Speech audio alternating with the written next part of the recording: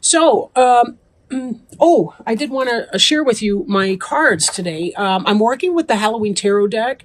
This is probably my very favorite deck. Close to the Rider Waite, but it's got its own beautiful imagery and it's just fantastic. You'll see why I love it so much as the reading goes on, I'm sure. Oh, and being a general reading, this may not apply to everyone, so take it as it resonates and, all of that. This is the card from the bottom of the deck, and it is the Ten of Imps. Ten of Imps has to do with responsibility. You're feeling your burdens, right? Look at your humpback here. You can't even walk up straight. You've got so much heavy burden going on. So be careful as you're dealing with your responsibilities that you either don't leave things out or don't focus on things if you do miss them. This is a good time to be writing your lists, kind of tidying up all of that so that you have less stress. Sometimes when we overlook things, maybe we're late on a bill or some other thing, that's when we really start feeling our stress to the nth degree. So we'll see how that plays out. But anyway, wanted to point that one out. You guys have been working hard, a lot of you. Now, this is the card that covers you. This is your basic energy that's going on right now. That's the Ace of Bats. And this is about truth and awareness and awakening, right? This is the beginning of an intellectual idea. This is kind of, for some of you, it may be about getting an idea that you can use in business. Moving that forward, maybe some kind of truth comes in, something that you didn't know that you now know, that's going to help you make decisions. And given that the influence that's coming in here is the Sun card, which is the happiest card in the deck, it's a wonderful, wonderful card.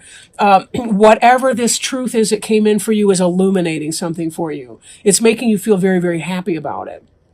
Right? For some of you, it could be the announcement of a pregnancy, a child on the way. It could be that you got the business offer or the job offer that you were looking for. Maybe your business is taking off. Maybe you're falling in love. That person cares too. There are some romantic elements with some of the other cards, so we'll get into that in a little minute. The Sun card could be the Leo card. Sometimes that represents Leo. Sun is the planetary ruler of Leo. So it could possibly be that. Crowning you, or what's on your mind, is the Two of Bats in the reverse. In the upright, this person feels blinded to making a decision. They've got this choice to make and they're not really sure what to do about it. But they also feel like they're limited in their information. They may not know what's going on, and it's kind of stressing them out.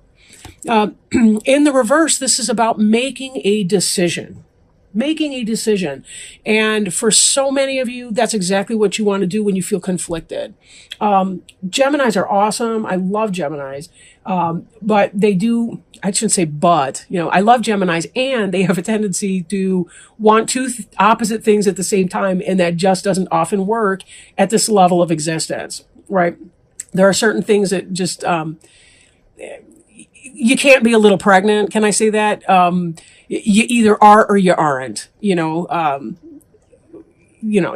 whatever. I'm going to leave that. So this is the desire to make a decision. That's what that Two of Bats means in this, in that position. This is what's on your mind. You want to make a choice on something.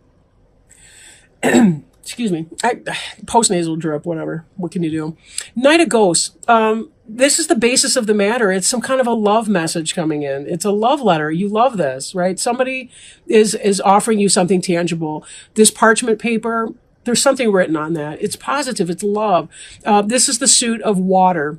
Spirituality, emotions, right? And this is somebody marching forward. There is forward movement in that. It's an expression of love that's coming in, either from you or to you by someone else. A message of true love. So that's a really happy thing there. Three of Imps. This is behind you in your recent past, or it's an influence that's moving into the past.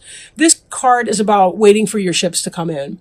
But one thing that I'm noting too, and I'll bring this up again a little bit later, but you've got two people here, both of whom are carrying or holding up wands, torches, essentially. Then you have this other one who's carrying or holding up a wand that's got leaves on the top. three people here. Well, it's three imps, so we're going to see that. But it's kind of like a doorway, right? Someone is waiting for their ships to come in. They're waiting for that. We see I'll bring it in here. We see the card representing you as the Three of Bats, which can indicate a third-party situation or some kind of heartache or something like that. And it makes me think these cards together in a sense. And I question about your choice. I feel some of you may be trying to make a choice between two different people even, and what to do about a situation, feeling stuck, right? Because you got two individuals up here, and then here's a third. And you got two here that seem to be twins, basically. And you've got, sorry, I forgot twins, Gemini, whatever. And then you've got this person over here coming in with their unique brand. So there could be some of that that's going on for some of you. Could be some of that.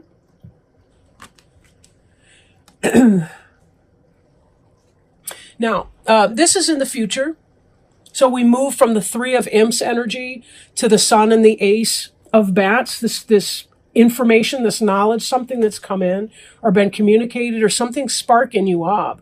And this positive solar energy coming in. And here's the Queen of Bats. And she is the Queen of Swords in other decks. She's the Gemini, Libra, or Aquarius. Could be you or could be a fellow Gemini or a Libra or Aquarius. Or somebody who's in that kind of energy, somebody who's intellectual, somebody who's discerning, someone who she can tend to be a little bit guarded, perchance, but she's somebody who's going to be fair and truthful and logical and all of that. Sometimes she can be very decisive. She knows when it's time to cut something out that's not for her benefit. At other times, she knows when to hold on to what, at the same time. So again, this could be about that desire to make a decision becoming manifest in here, where you've got that sword of truth and you're trying to discern what is necessary. Note that there are two death's head moths here too. So sometimes it can indicate that she's ready to make that kind of change. She's ready to let go of something in one area of her life to move on to something else. Right. But she's interested in the bat. She's not, luring him in to kill him or anything like that. So she's, she wants to do the right thing. And certainly there's that element of truth in that. But there's also something that came in, some knowledge or some truth, and she's trying to make sense of what that means and make some sort of decision about it. But whatever this information was, it came in, it made her very, very happy. And when I go again back to this thing at the bottom of the deck with the responsibility and just kind of feeling this ultimate sense of responsibility, the card right below that is this Ace of Imps. And the Ace of Imps in the upright, this is about passion. This would be the Ace of Wands. What a phallic symbol. It's about passion, sexual passion or passion for life. The beginning of something, some new passionate movement that you can put into practice or make manifest. In the reverse, this could be the opposite of that. It could be maybe stagnation or stalemate in there. Maybe you're having so much responsibility that there's some kind of heartache or loss or what have you going on at home, that you're having a difficulty in reconnecting with that passion for some of you. Now, I don't want to forget anything. I'm sort of floating around following the story here. In your environment, we have the Ace of Pumpkins. And the Ace of Pumpkins is about new beginnings, something that's made material, something that's manifest. The beginning of a new business, the beginning of new wealth, new health, new opportunity. Again, something happened here. We have all these different beginnings, including the Ace of Imps over there that I just brought in. Something's missing from your present situation, that even though you're not in a bad situation at all, there's something that you are craving. Something's not being met. And some truth or some awakening, or you finally were able to put your finger on it. Haha, there's a finger right there. You were finally able to put your finger on it and recognize what this is. And it's, do I want to awaken this, whatever this is? How do I want to make use of this information? Somebody told you something, and it was most likely a love message. The truth is out. They love you. He or she loves you, and you're finally catching on.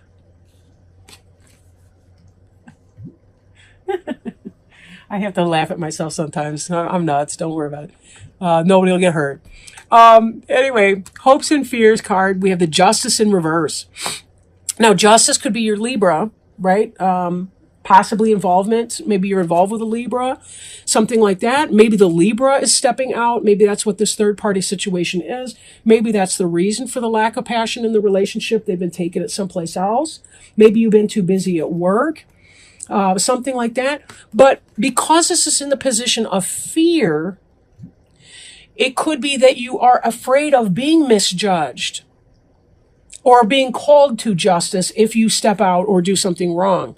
That would be people in a current relationship. If you're single, it could be that you're going to make the misstep and that you're going to get involved with somebody that you don't want to be involved with. You've been trying to work hard. You know, you've got a lot of responsibilities, a lot of burdens going on your plate. Maybe you don't want to make the wrong decision.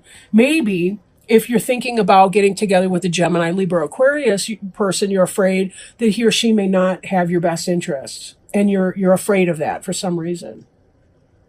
Love can be very, very scary.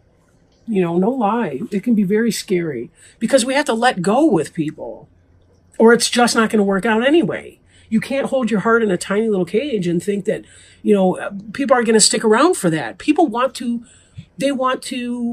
feel something. They want to be there. They don't just want to go in the autopilot. They don't want that. It's not a long-term strategy in loving relationship. So the Hangman, this is the final outcome card for that. It kind of matches the sentiment of the Two of Bats, except on a spiritual level. What do I do here? Now, this is not a miserable, I guess that's a scarecrow. This is not a miserable scarecrow hanging here. The scarecrow put himself into that. And the reason was to get a change in perspective, a new view. He's not trying to trip on a head brush. That might be fun. I don't know. Maybe not for me. I hear a headache. But then again, it might realign my spine. Who can say? I'm babbling, whatever. But you get the idea. Here's this hangman sitting there trying to get a new perspective, insight, awareness, to be able to make this decision that he or she is trying to make. Clarity. Clarity. If we don't spend the time in the meditation, how in the hell are we ever supposed to know what we're doing anyway? How are we supposed to know that? It's just not going to make any sense. In order to get to the place of forward movement, sometimes we have to stand still. And sometimes the fastest movement we can make is when we stand still and allow ourselves to go within and determine what is that I need to do. Because then and only then will we be able to make a decision. What are we going to chop out? What are we going to invite in? But if you're inviting somebody in a loving way, by God, put down that frickin' sword. Put down that sword. Oh, we had a jumper. I love jumpers. Somehow I feel like there's a little spirit standing right by my elbow that's popping them right out of the deck as I'm throwing them. All right. Impossible things. Oh my God, this sounds so funny. Working through disbelief, imaginative leaps, and fresh perspective. Oh my ever-loving God, thank you. Thank you. Fresh perspective, isn't that what we said? The hangman is hanging upside down to change perspective. There's no use in trying, she said. One can't believe impossible things. I dare say you haven't had much practice, said the Queen. When I was your age, I always did it for a half an hour a day. Why, sometimes I've believed as many as 6 impossible things before breakfast. Alice is correct. It is indeed difficult to believe in impossible things. However, it is the Queen's viewpoint that resonates most with Alice. And when you receive this card, with you too. You are being asked to believe in something that seems impossible at present. This could be a miracle or something that seems too good to be true. It also talks of belief as a matter of discipline and practice. As the Queen says, she practices believing in impossible things. What if you were to practice believing in the impossible? If you were to spend half an hour each day meditating on a miracle, changing your thoughts, or focusing on creating an amazing life, you would slowly but surely expand your limits of possibility. If you devoted a half hour each day to creating wonderful changes within your life, what would you achieve? Financial breakthroughs, relationship bliss, physical healing? Devote yourself to something you wish to improve. When we do this, then just like the Queen, we too start to believe in impossible things because dedication steadily brings the impossible closer. In divination, this card represents a struggle to accept what seems unlikely. Devote regular time to improving a situation, becoming better at something you care about, or changing something for the better. Meditate on a miracle and believe in impossible things.